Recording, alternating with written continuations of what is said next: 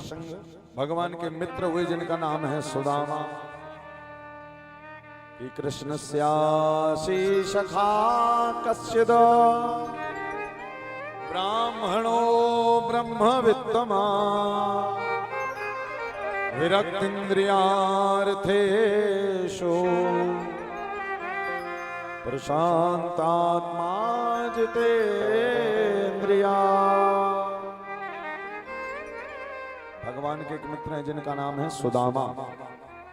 देखिए सुदामा जी ना तो गरीब थे ना तो दरिद्र थे।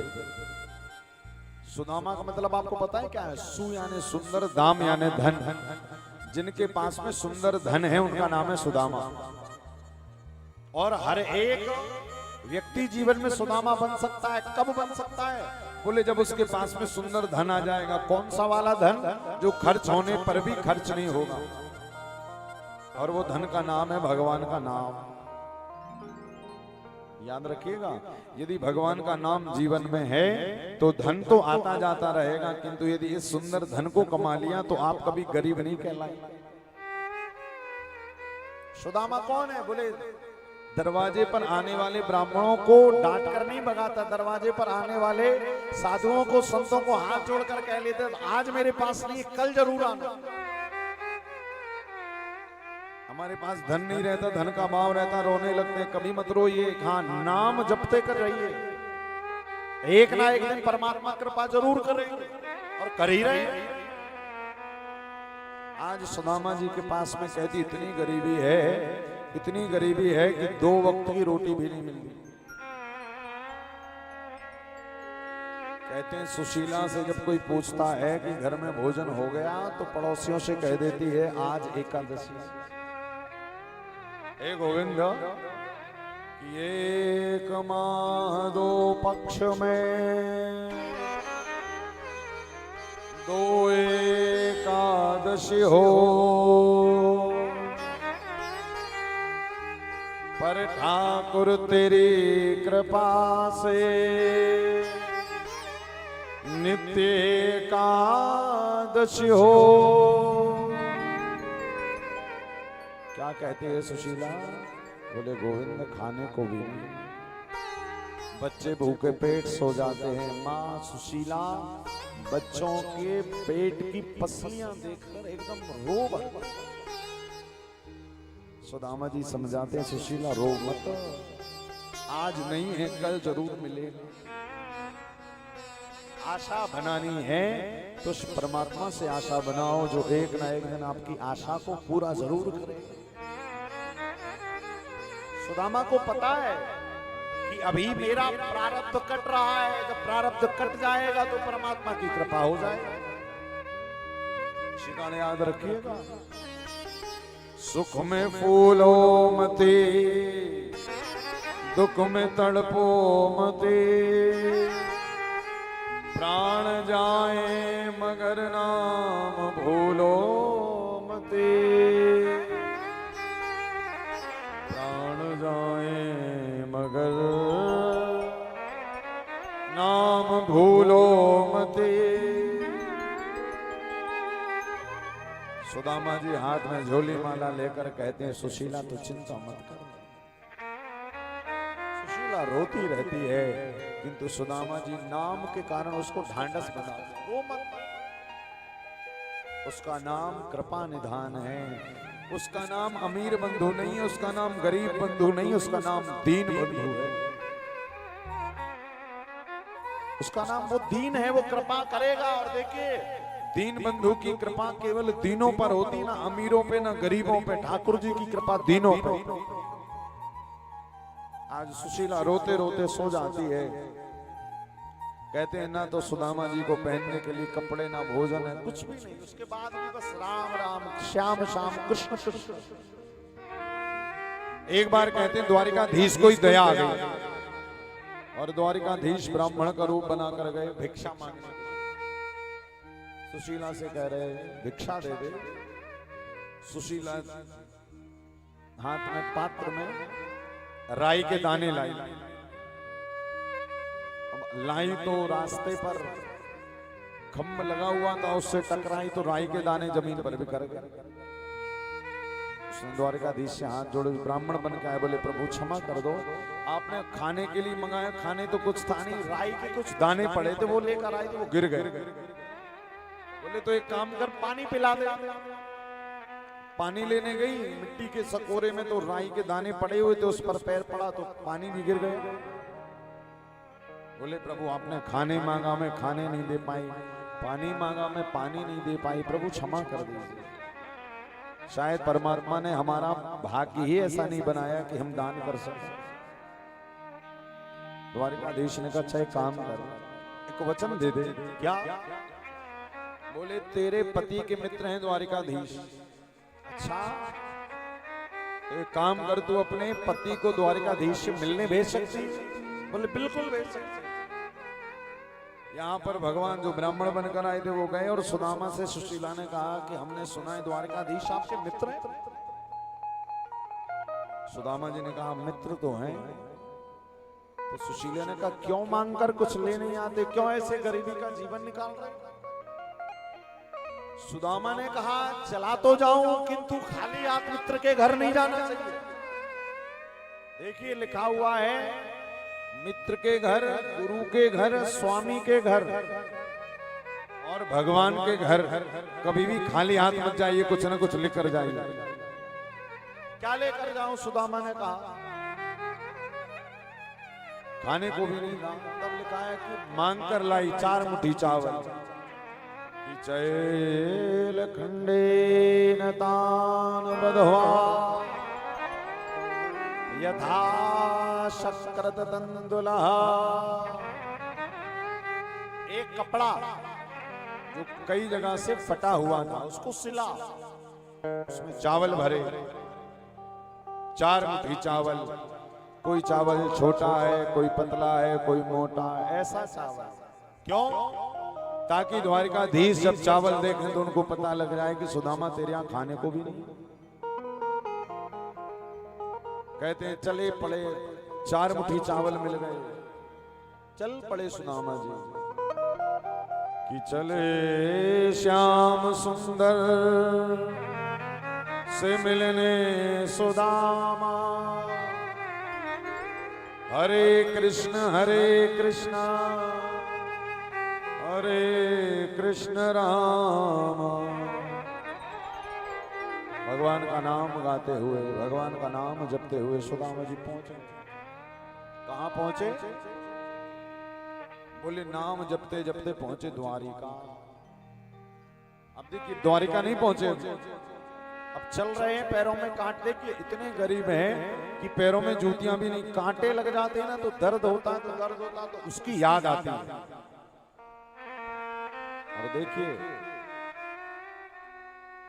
कथा कह रही है कि वो दर्द ज्यादा बढ़िया है जिस दर्द में हमें परमात्मा की याद आ गई। सुदामा जी कह रहे प्रभु आपने बहुत अच्छी कृपा करी। जो पैरों में जूतियां भी नहीं थी, यदि जूतियां पहना रहता तो कांटे लगते, दर्द होता, किंतु दर्द में तेरी याद नहीं आती। जूतियां भी नहीं है, दर्द लगा, दर्द हो रहा है, तेरी याद आ रही। चलते चलते सुदामा जी एक सरोवर के तट पर सो गए और सोते हुए सुदामा को मेरे द्वारिकाधीश ने पहुंचा दिया द्वारिका। क्यों? भगवान कह रहे हैं रे जीवो, एक बार तू मेरे लिए अपने पैर बढ़ाकर तो देख। भगवान कह रहे हैं जो तू चले एक पग, मैं चलूं पग 60। आगे आगे तू चले, कभी न छोड़ूं साथ। तू चलकर तो देख दे। सुदामा जी निकले ही थे कि भगवान ने सोते हुए सुदामा को पहुंचा दिया द्वारिका। अब द्वारिका पहुंचे, सुदामा जी पूछ रहे भैया यहाँ कौन सी नगरी? सबने कहा ये द्वारिका है। यहाँ के राजा का नाम क्या है? बोले यहाँ के राजा का नाम। अब सुदामा जी के मित्र हैं तो सुदामा जी कन्हैया को प्रेम से कहते थे कन्हुआ। तो सुदामा जी कह रहे भैया यहाँ नगरी के राजा का नाम कन्हुआ है, वो कहाँ रहते हैं? सबने कहा यहाँ के राजा को नाम कन्हुआ बनुआ ना है, यहाँ के राजा का नाम श्री श्री श्री 1008 श्री कृष्णचंद्र जी महाराज। भगवान ने कहा अच्छा बड़ा हो गया तो नाम भी बड़ा कर लिया। अरे बचपन से मुझसे कन्हुआ कहते हैं। अच्छा बताओ कहाँ है महल, बोले चले जाओ। जिस महल की सबसे बड़ी ध्वज पताकाएं लहरा रही हैं वही तुम्हारे मित्र का घर है। पहुंचे सुदामा जी, द्वारपालों ने रोका, कौन हो? बोले हमारा मित्र द्वारिकाधीश कृष्ण अंदर बैठा, मिलवा दो एक। अरे द्वारपालो कन्हैया से कह दो कि दर पे सुदामा गरीब आ गया है। तो आइए इस भजन को हम लोग गाएंगे। और आज सुदामा चरित्र के अवसर पर, विश्राम दिवस के अवसर पर कुछ दानदाताओं ने अपनी सेवाएं राशि भेजी। श्री रमेश चतुर्वेदी, रुक्मणी चतुर्वेदी, आपने भी 1 गज का भूमि दान करते हुए 2100 रुपए की सेवा। श्री प्रकाश साहू जी एवं सुनीता साहू जी, आपने भी भूमि दान करते हुए 2100 रुपए की सेवा। श्री संतराम साहू जी एवं गुड्डी साहू जी, आपने भी 1100 रुपए की सेवा पुष्प राशि प्रदत्त की है। तो आपका बहुत बहुत स्वागत, बहुत बहुत साधुवाद। आइए हम सभी चलें। और भी आज भूमि दान आया है। श्री नीरज साहू जी बेलखाड़ू से, आपने भी सेवा राशि दी है। श्रीमान अरविंद उपाध्याय, आप भी बेलखाड़ू से, आपने भी पुष्प राशि दी है। श्रीमान कान्हा मिश्रा, आपने भी वृंदावन के लिए, आप वृंदावन से ही आपने भी सेवा पुष्प राशि दी। और शुभम जी, आपने भी आश्रम के लिए सेवा पुष्प राशि का सहयोग किया है। तो आइए आप सभी दानदाताओं का बहुत बहुत स्वागत। एक बार ताली बजा दीजिए हमारे दानदाताओं के लिए। और जो भी आज कथा का विश्राम है तो भूमि दान की सेवा जो भी करना चाहते हैं, कार्यालय लगा हुआ है, जरूर अपने नाम और गोत्र से आप हमारे संस्थान में सेवाएं प्रदान करें।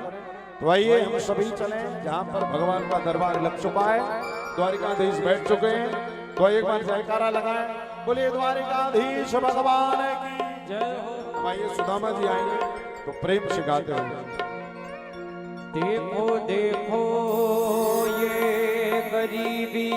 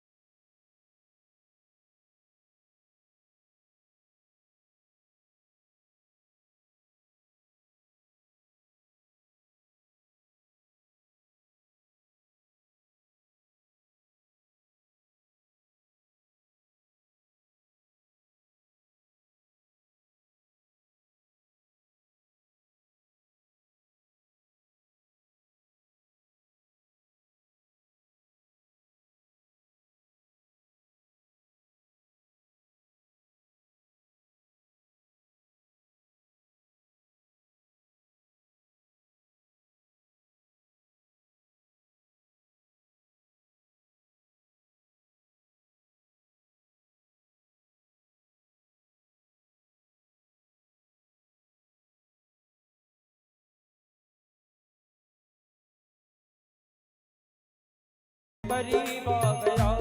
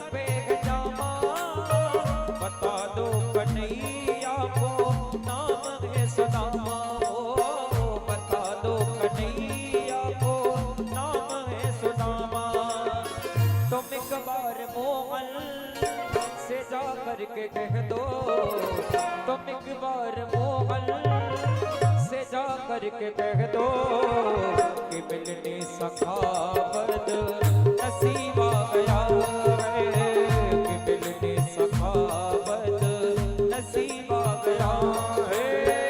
अरे द्वार वालों कन्हैया से कह दो कि दर पे सुदामा करीब आ गया है कि दर पे सुदामा करीब आ गया है।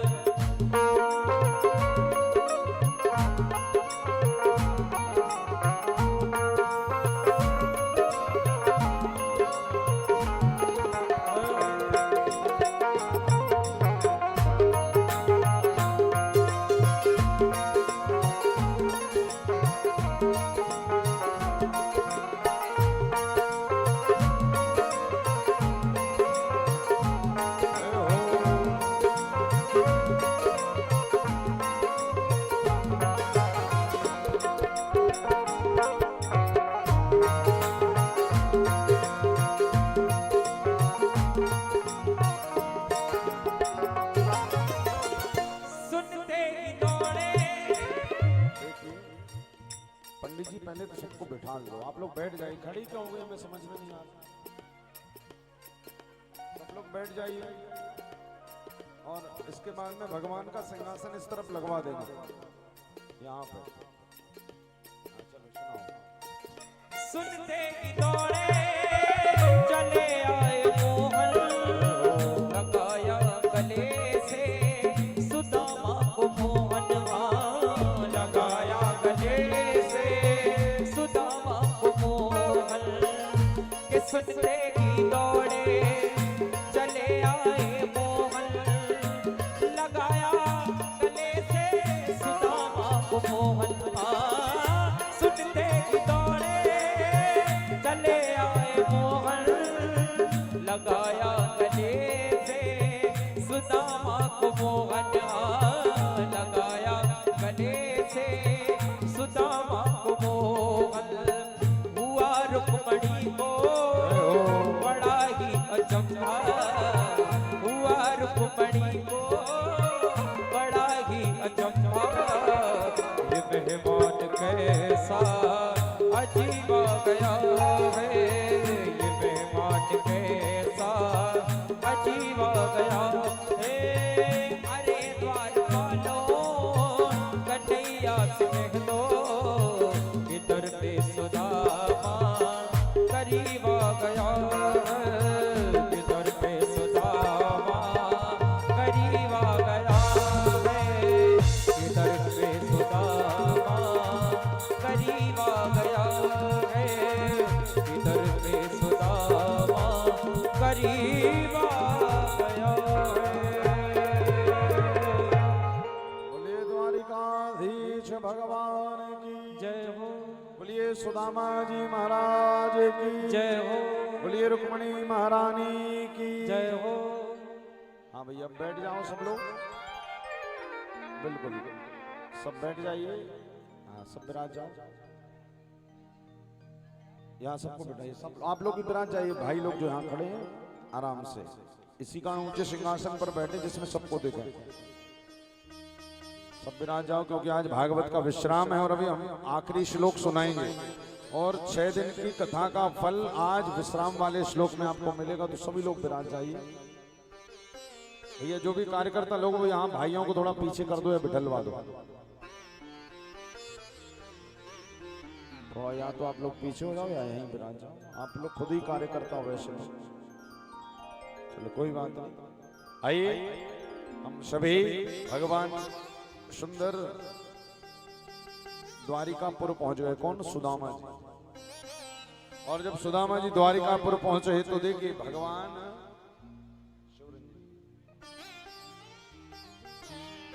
जब भगवान सुदामा जी जब द्वारिकापुर पहुंचे तो सुदामा जी की दशा को देखकर द्वारिकाधीश जी को रोना आ गया। और जब भगवान रोए तो भगवान की आंखों के आंसुओं से सुदामा जी के चरणों का चरण प्रक्षालन। सुदामा जी ने क्या कहा? कन्हैया द्वारिकाधीश जी ने क्या कहा कि देख सुदामा की दीन दशा करुणा करके करुणा निधि रोए, पानी परा तो को हाथ छुओ नहीं, नैनन के जल सो पग धोए। देख सुदामा को दीन दशा, करुणा करके करुणा निधि रोए। पानी परात को हाथ छुओ नहीं, नैनन के जल सौ पग धोए। भगवान इतना रोए कि जल की जरूरत नहीं पड़ी और सुदामा जी के चरण प्रक्षालन हो गए। कहते हैं भगवान सुदामा जी के पैरों के कांटे निकालने लगे। जो कांटे हाथ से बने वो हाथ से निकाले, और जो ना हाथ नहीं लगा वो मुंह से ठाकुर जी ने सुदामा के पैर का कांटा निकाला। याद रखिएगा, जीवन में एक बात कि दुनिया आपको कांटे देना तो जानती है, किंतु कांटे निकालना केवल हमारे द्वारकाधीश को आता है, और दुनिया में कांटे कोई नहीं निकाल सकता। दुनिया केवल कांटे लगा सकती है, कांटे हमारे द्वारकाधीश ही निकालते। आज देखा, बहुत बात हुई, सुदामा जी को ले गए और भगवान ने अपने सिंहासन पर बिठा दिया। अब तो हम देखिए, सुदामा जी ने ना तो कुछ खाया ना पिया, भूखे ब्राह्मण आए ही थे कि आशीर्वाद लेने वाले आने लगे। सबसे पहले कौन आई? रुक्मणी। प्रणाम करती हूँ। सुदामा जी ने कहा सौभाग्यवती भाव। अब वैसे तो ब्राह्मण देवता बूढ़े दुबले पतले, ना तो कुछ खाया ना पिया और आशीर्वाद चालू होगा। अब एक दो हो तो चल भी जाए। कितनी है? पहली आई रुक्मणी सौभाग्यवती भाव, जामवती सौभाग्यवती भाव। धीरे धीरे एक दो नहीं 1000 निकल गए। सुदामा जी का चालू सौभाग्यवती भाव, सौभाग्यवती भाव। अब जब 1000 निकले तो सुदामा जी थके हुए थे तो सौभाग्यवती खा गए, केवल कह रहे हैं भाव भाव भाव। और कन्हैया से कह रहे हैं जो आशीर्वाद लेने यानी सब कौन है? तो कन्हैया ने कही अरे आप तो आशीर्वाद देते हो, सब अपनी है। तो सुदामा ने कहा कितनी है? बोले 16,108। तो सुदामा ने कहा बोले भैया कन्हैया तब तो आशीर्वाद पूरा नहीं, मैं ही पूरा हो जाऊंगा। भाई इतनी बार कोई पहलवान सौभाग्यवती भाव थक नहीं जाएगा। तो धन्य सुदामा, धन्य ब्राह्मण। सुदामा ने कहा कन्हैया एक काम कर, 16,108 को आशीर्वाद नहीं, तू मेरी शरण में बैठ, आज मैं तुझे आशीर्वाद देता हूं। धन्य है भारतवर्ष का ब्राह्मण जिसके अंदर ब्रह्म को भी आशीर्वाद देने की क्षमता है।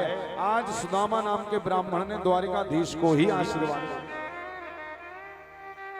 ये क्षमता केवल और केवल ब्राह्मण के अंदर है, जो ब्रह्म को भी आशीर्वाद दे दे।